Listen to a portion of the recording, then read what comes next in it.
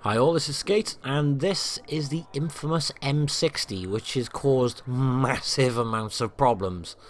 Now, I'm very delayed in comparison to other people putting the video out on this, and the reason I'm delayed is because, man, I didn't want to get involved in that stuff, but I've received a lot of questions about it, so I thought I'd do a video and show some gameplay at the same time. So I've got some nice fun mastery gameplays to show you while we chat, basically. And the last replay is probably the most fun I've had in a long time in a game because it was ridiculously intense. But M60 first. If you ask me to sum this tank up, it receives more heat and gold than your average stripper. Not because the armor's ridiculously amazing, but because it's the most hated tank. People just want to kill it. So because it's the most hated tank, I'll show you how to take it out and how to do well in it, just so we've got all bases covered. Now these are meant to have massive cupolas like the M48 used to have before they took it out of Blitz. So when this tank came to the game, they took the massive cupola off, but it was originally designed to go in. Here is Armor Inspector with that massive cupola. You're going to have to ignore the cupola. This isn't the Blitz, this isn't the PC Armor Inspector, this is Blitz now. The reason I want to show you this is because you can see on the flat the armor is pretty much easily penetratable unless you're shooting towards the sides of the turret. Right round the gun if you shoot is a weakness, but the gun mantlet, where there isn't a gap, you can see it's pretty much an auto bounce, it's red. We are firing at this using a T62A gun, by the way. Now this tank has 10 degrees of gun depression. When you're using that 10 degrees of gun depression, it's ridiculously troll.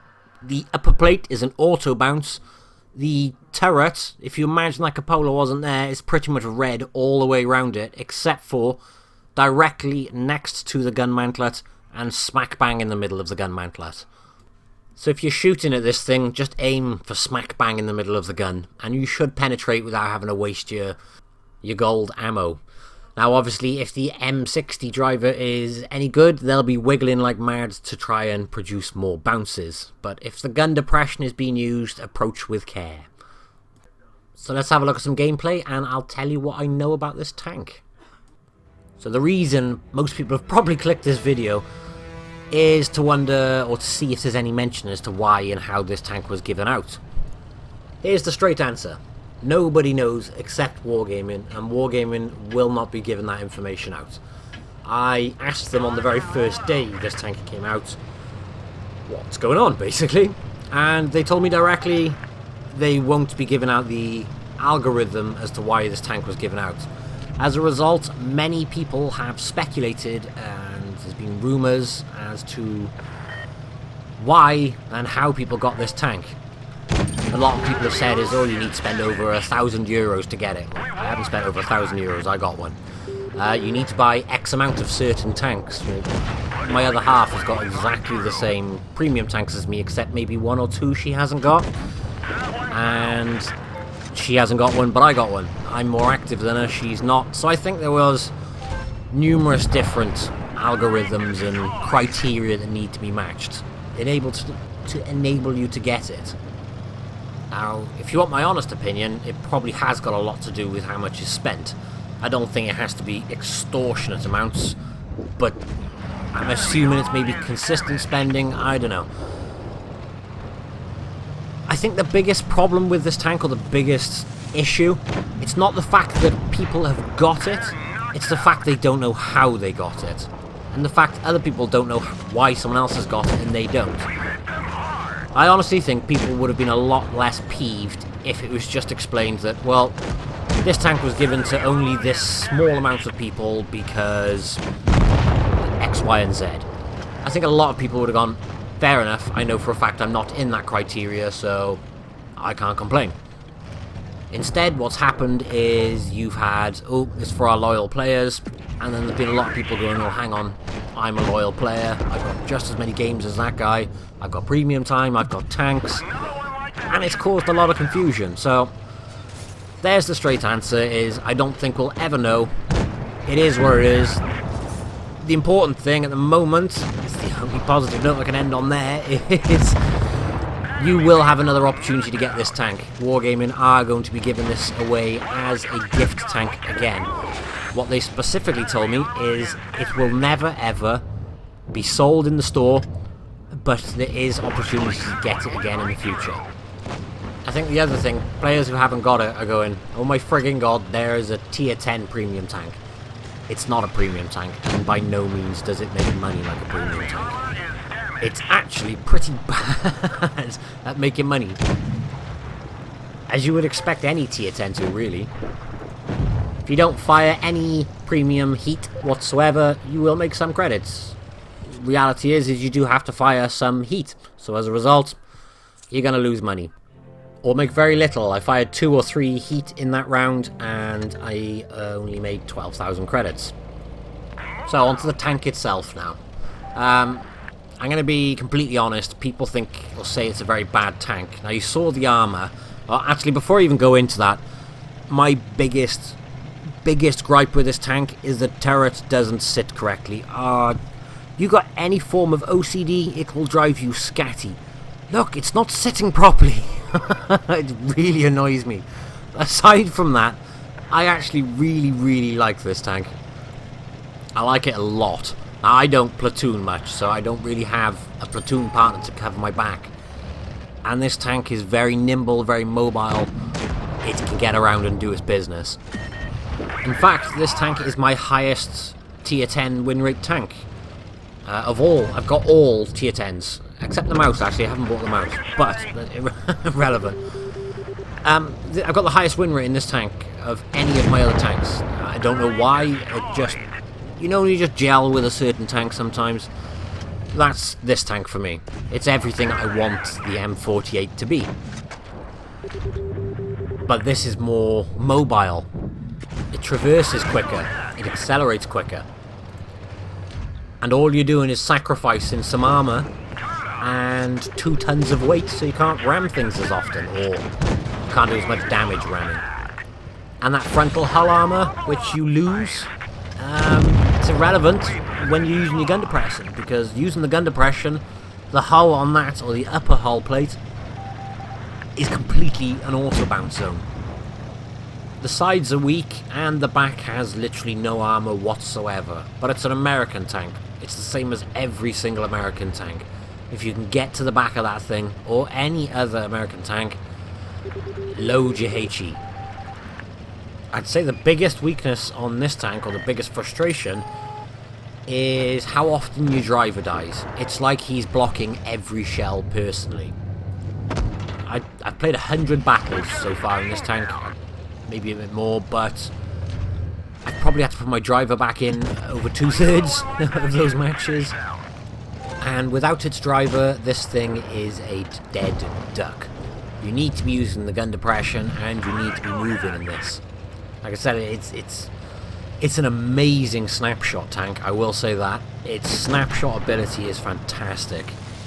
If somebody is using the gun depression on this tank, just popping a ridge, snapping shots off constantly, it's going to be a very tough tank to budge. I would actually, if it was me, I would be going up close to it, especially if I was in a Russian tank, because Russian tanks have better DPM, and as a result of that, you're negating and getting rid of this tank's advantages, which is the turret. I say Russian tanks, I'm talking Rusky mediums. If you're in an Object 140, a T62A, you're both on similar health, which happens very often. Your major advantage, or the best thing you can do, is not allow this tank to use its gun depression. Get up close to it, and just go shot for shot. The T62A would win, and so would an Object 140. But by allowing this thing to hide behind a ridge, constantly popping out, taking shots, that's where this thing is the strongest. And you need to be doing everything you can to be getting that tank out of that situation. If it's out in the open against a heavy tank as well, you will very easily circle it. That poor IS-7. Me and the Leopard run around him, which, just gotta say quickly, big shout out to that Leopard. I'll see what his name is at the end, but he played a great game. Which means we finished this one with 4 kills to me and 3 kills to him. Oh, I'm so going to butcher that username. Let's just go with Odison 2016. And he's from the ODW clan. Yeah, my pronunciations on things can be awful on times, I know. Now, I completed 2 missions in that, so don't go thinking that I've got loads and loads of credits from that. Those 2 missions pretty much netted me 77,000 credits, which means I would have ended up with, what, 19,000 credits from that battle? Now, obviously, what's that, 6,000 damage for me, so I'm quite happy with that one. And now this next mastery game, I put in just because it was funny. The honest answer is I have no idea how I survived this.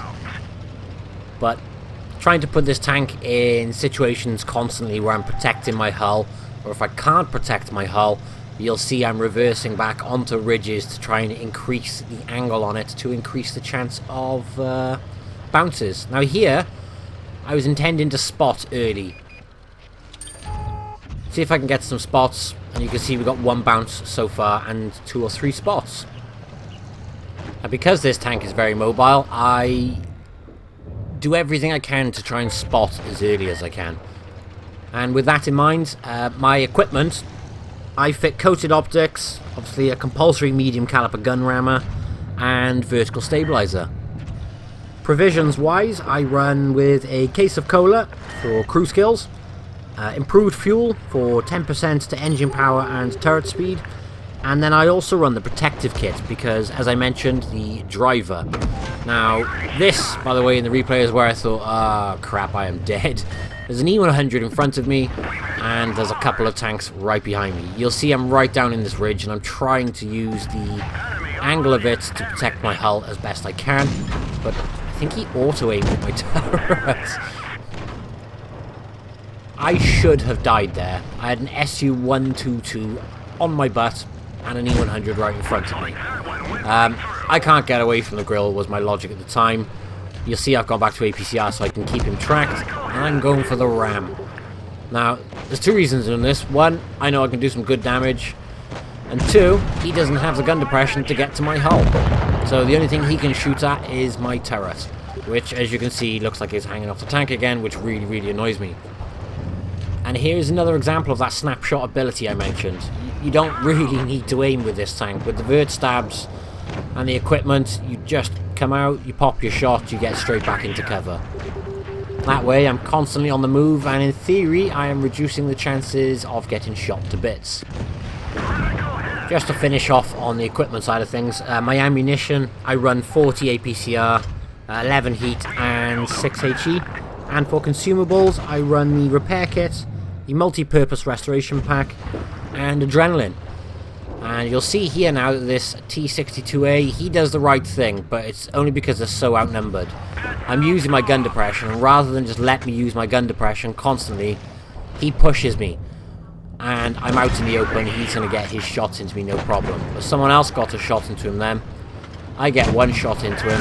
I think I would have had him on the reload at this point, but I can't be too sure because someone else shot him. But he did the right thing. He pushed me, came out into the open. He would have out-DPM'd me in theory. But it didn't work in this occasion.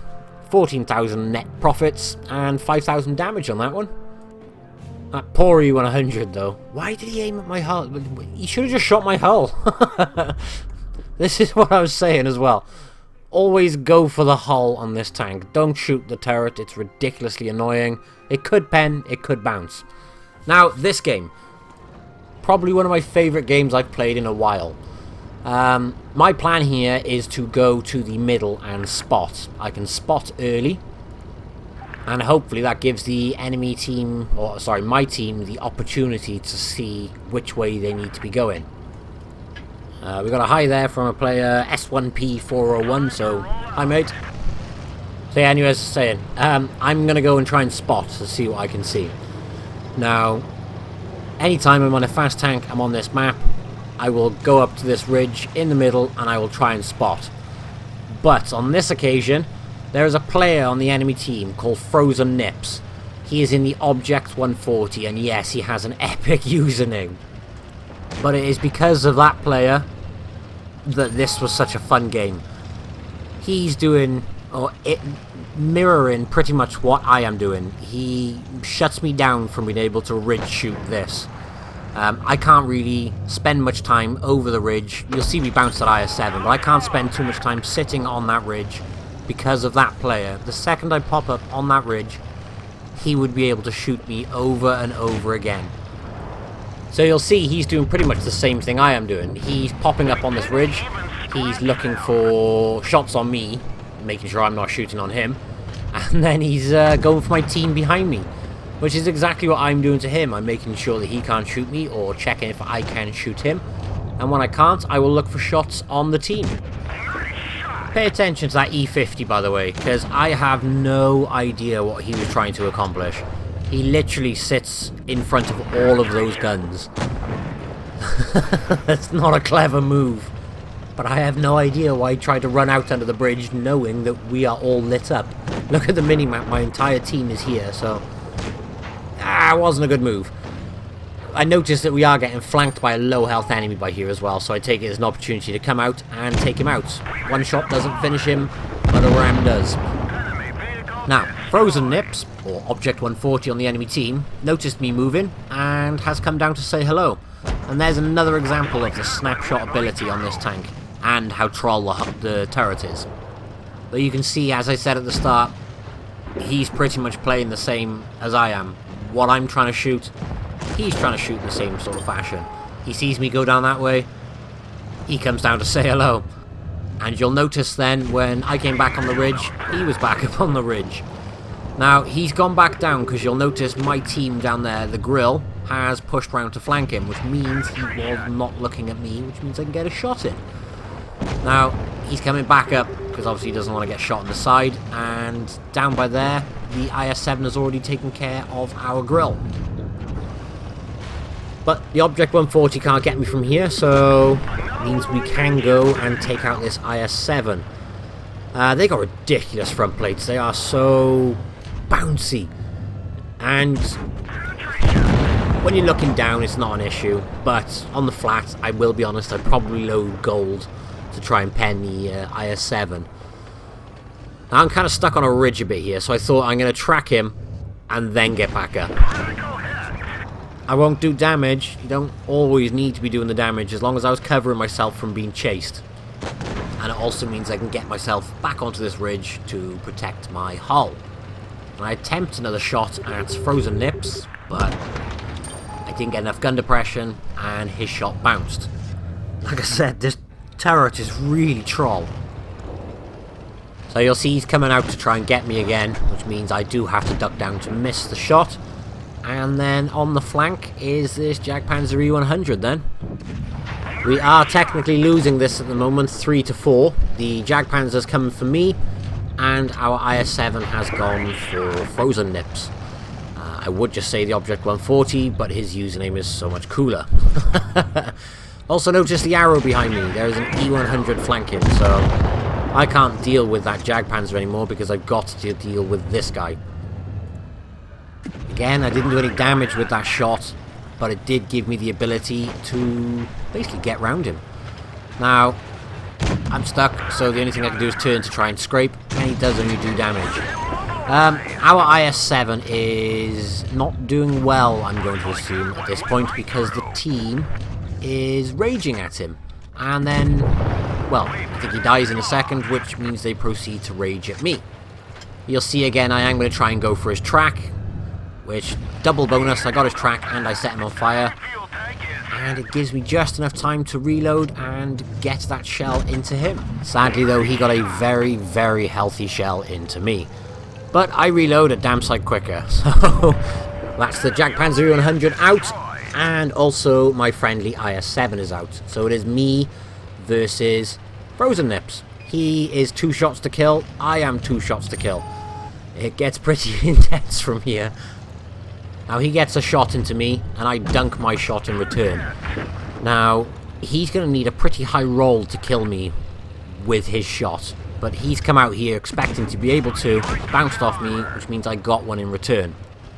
Now, although he needs to roll high to get me and kill me, I still don't want to take the risk, and it's very close, so I'm loading the gold, and I know he's loaded the gold, because that's very obvious from the colour of that tracer, and also the fizzles you will hear on the turret momentarily. But he knows the limitations of his tank. He is not coming over the ridge. He hasn't got the gun depression to come down to me. I've got gun depression to get a little bit further over the ridge, but you'll see I'm not stopping. I'm literally trying to get my shots snapped into him, and I'm just not getting enough gun depression. For some reason though, my team think this is bad. I say my team, certain players on the team. Now I'm waiting for my golden opportunity to be able to get enough gun depression to get him. He is way too far down there. If I go here, you can see I got a little bit more gun depression, but still not enough. But I do still try and clutch some into his hatches. Now he got another shot on me, which means he got one into me. It gives me enough time to get over the ridge, get the reload, and get him shot. I do have to say though, that was a fantastically fun game to play, and that was thanks to Frozen Nips. Now, I did 5,600 damage, lost a truck ton of credits, but it was worth it because I had my steel wall, high caliper, and 4 kills. Frozen Nips deserved a win just as much. He did 4,800 damage, and it was an absolute pleasure to play against him. So to you, my friend, I say thank you for that game. And to you viewers, I say thank you for watching, and I hope you have enjoyed this video and the replays. And I know nobody's really enjoying the M60 at the moment, but I hope you enjoyed the gameplay from the M60 and the little explanation I can provide on the tank. Thank you all for watching, and I'll catch you soon. Bye bye.